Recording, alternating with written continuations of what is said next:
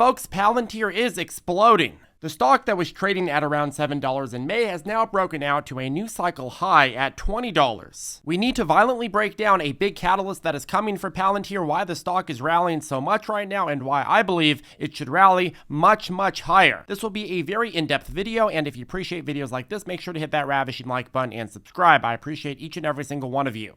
Okay, let's get to work. Okay, so I want to start you with this picture of two men here. You have Ukrainian President Vladimir Zelensky, and then you have Palantir CEO Alex Karp. And Mr. Karp was the first Western CEO to visit Zelensky shortly after the invasion.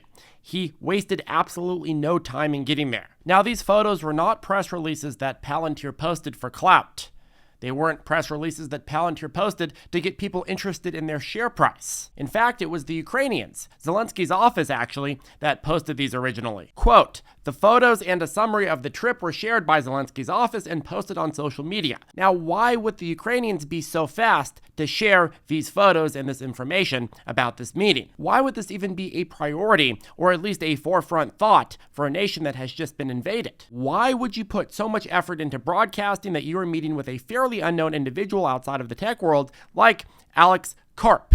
Well, regardless of how you feel about Mr. Zelensky, I know America's relationship with Ukraine and money and so on and so forth is controversial, but regardless of how you feel about Mr. Zelensky, I think you would agree that he knows how to send the world a message when he wants to. He knows how important appearances are. This was a clear message that fighting a war in the modern era is not about who has the bigger army or who spends more money, but rather information and how that information is processed and then used. It was sending a message that we're going to be using technology to fight this battle in a way that nobody has ever fought before. The Germans used blitzkrieg so fast you didn't know what hit you. They didn't have, in most cases, the superior air force.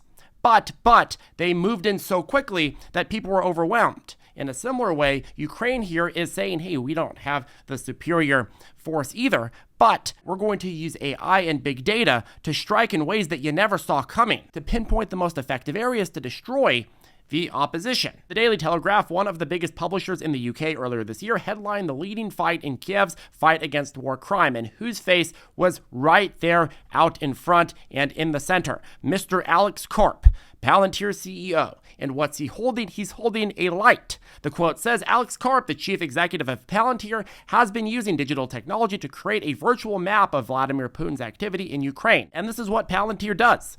It shines light on areas where there is darkness. The article reads, the Ukrainian military has for months been using Palantir software in order to target Russian tanks and artillery. Defense experts have said the technology has been instrumental in helping hold off vastly larger forces. So no matter how many troops and how much money you have, again, it is really, really hard to fight a war if you are in the dark and the other side is in the light. If you're in a weaker position, you have to make sure that your strategy is way, way, way better. And having a good strategy means being able to see the most effective areas for you to strike and defend yourself and counterstrike. And so it's a huge, huge advantage for them to have Palantir grab the data and have Palantir's platform shed this light on what is going on and what needs to be done. And this is something that Palantir's platforms have proven themselves adept at, whether we're talking about at war, in the NHS in the UK, with the DoD here in the United States, and with hundreds and hundreds of corporations and other institutions throughout the world. Karp said, quote, I've been derided for years for saying the ability or inability to wage algorithmic warfare will in time be viewed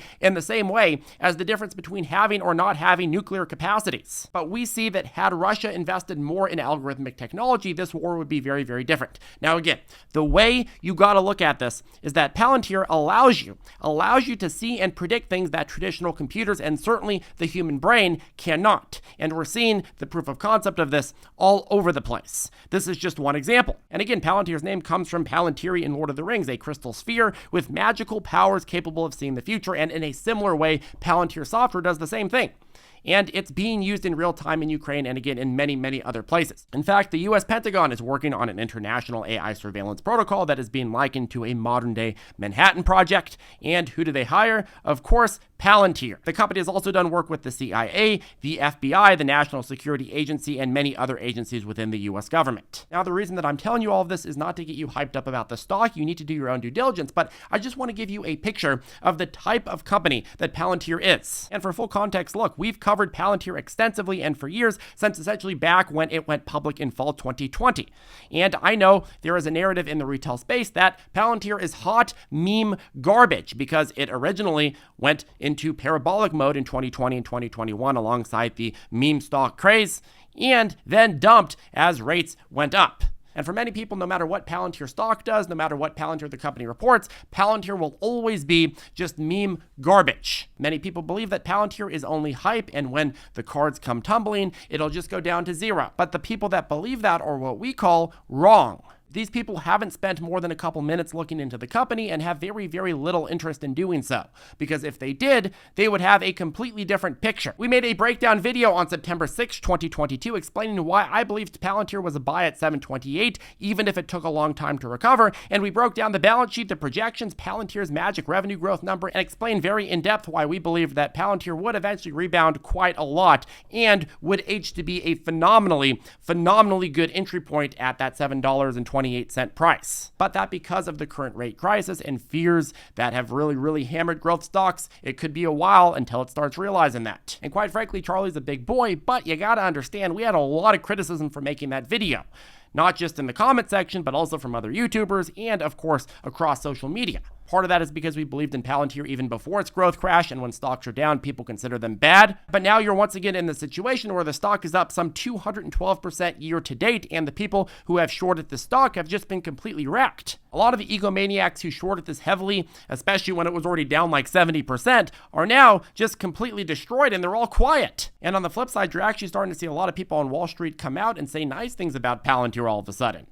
Of course, that is how it works. People hate stocks when they're down, they love stocks when they're up. But listen to this take from Wall Street hotshot analyst Dan Ives. He just went on CNBC last Friday and called Palantir the Messi of AI. Folks, I don't follow soccer, and even I know Messi is one of the greatest players in soccer history. So by saying his name, Ives is apparently implying that Palantir is going to be the greatest of all time. Quote, in a follow-up interview with CNBC's The Exchange, Ives laid out his bull case, saying there's a golden path right now for Palantir to monetize what we view as a potentially $1 trillion market opportunity. And investors still have not recognized what this golden use could be. Ives further states that for an enterprise CIO looking to adopt AI, Palantir is potentially the first call. If you are running a company right now, your shareholders are yelling at you. You need to get on this AI trend. You need to use AI to optimize not just operational decisions, but to make everything so much more efficient. And if you're running the company and you say no to that, you're gone like tomorrow. And this trend is only going to accelerate as AI continues to expand. And he's saying here, hey,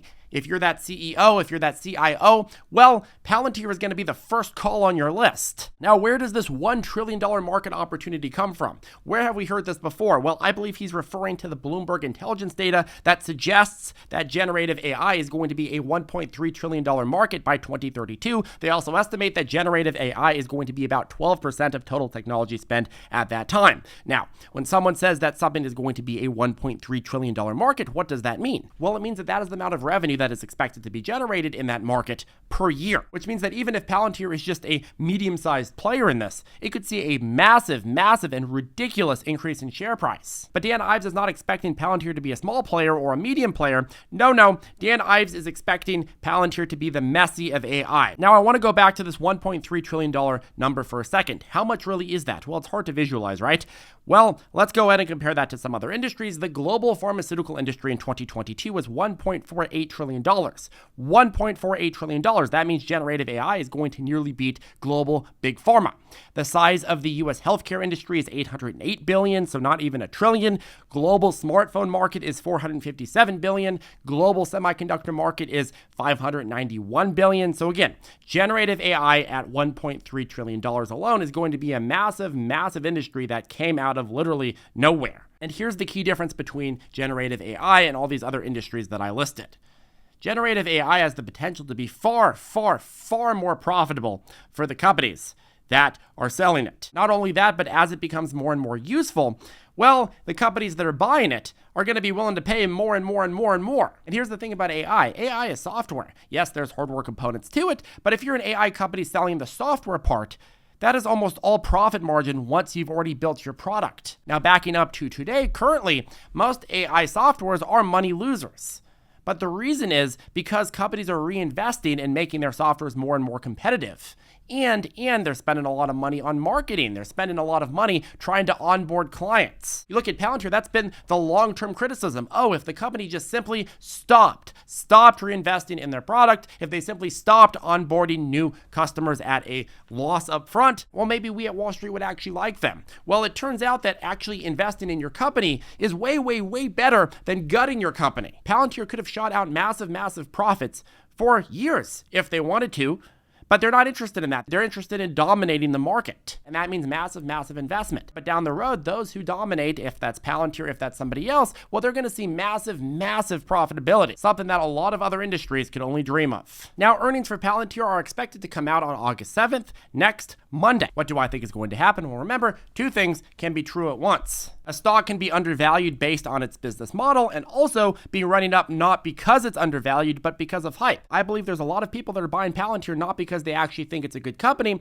but they're buying it simply because they think other people are going to buy it and they want to take a profit on that. Now, I'm super pro trading and there's nothing wrong with that, but from an analysis standpoint, you have to understand that there's a difference in how a stock moves based on who is buying and selling it. If traders are buying and selling it, that means that the first sign of weakness, they're going to go ahead and dumpito and the stock's going to dive. If long-term holders are buying it, that means that few things are going to get them out of the stock. Palantir's earnings also tend to be very nuanced, which means that it's very easy for shareholders to freak out on little things.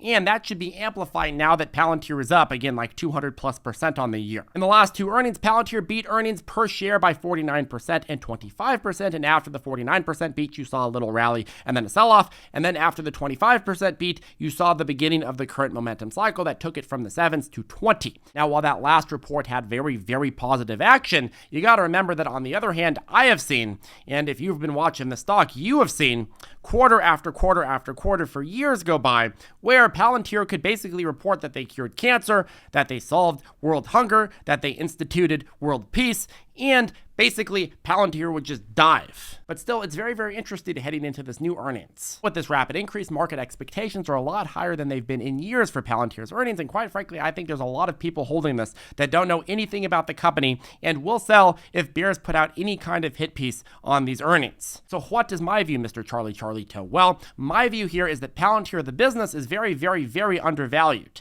But at the same time, I think that Wall Street is going to be unlikely to be patient and diligent enough to realize that. I think that Wall Street likes the stock for one reason, it's going up.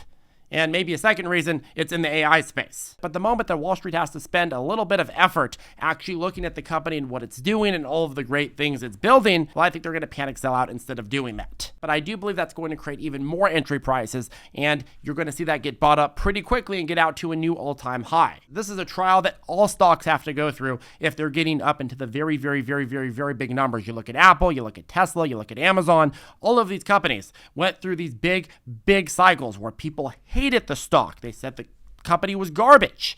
And then all of a sudden what happens is they start building over many years. Anyways, let us know what you think about Palantir down below. Also, make sure to sign up for our completely free email newsletter and text alerts with that first link down below. We've got a lot of interesting research coming out in the upcoming days, and we don't want you to miss it. Have a good one, folks. We'll see you in the next video.